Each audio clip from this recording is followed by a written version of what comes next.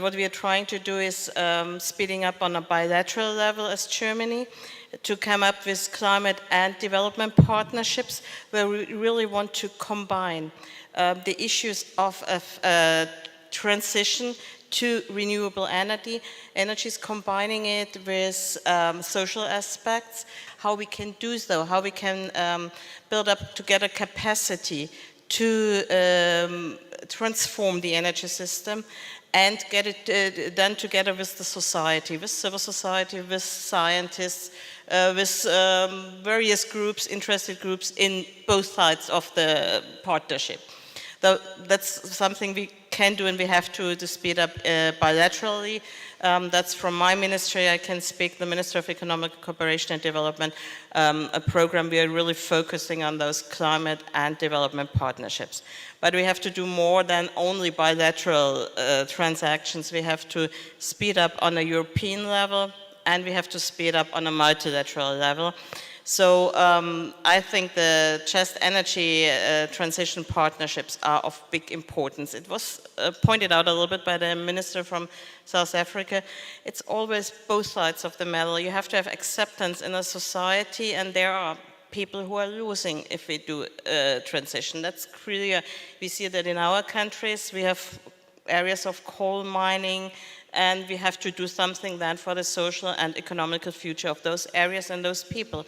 And that's the same, if I look on South Africa or other countries, we have to do something on this social economical portfolio and to start with the transformation in renewable energies. We have to do both. And we have to do it combined. It was the question about the political will, about the framework to do so. And of course about the ownership of the countries we are talking to and we are working with. So that's the Just Energy Transition Partnership. I think that is quite important from a European level and from a multilateral level. That's something which is very important now for us in Germany in the G7 presidency to really speed up and really scale up those partnerships. But it was also quite clear here, it's not only about those partnerships and transforming the energy systems, it's of course also of mitigation in our own countries.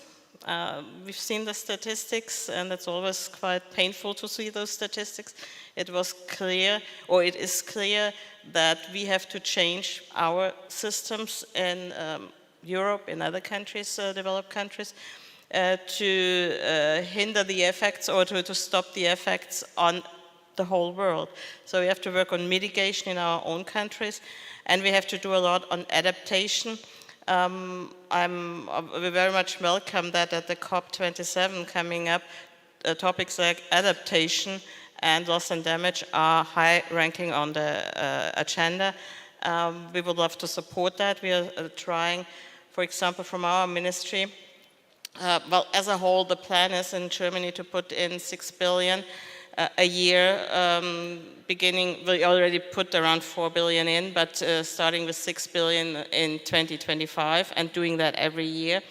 And financing with that, not only mitigation, but also adaptation issues, which are very, very urgent. We will learn today again. For my ministry, we are doing about 40% of our portfolio in adaptation and in projects and programs. And we are very much engaged also in building up a global shield against climate risks if it's coming to most vulnerable people and countries. And under that shield, I think it was in your report, Professor Rama, there should be a more systematic approach, political approach to deal with climate risks. So that is one of the goals of that shield. What we did in the past, and it's, I think, from the G7 meeting in 2015, one of the results, coming up with a kind of inter-resilience partnership in between G20 and V20 countries to come up with ideas on resilience on climate risks, insurance on climate risk, to really, well, especially support those who are most suffering from climate change.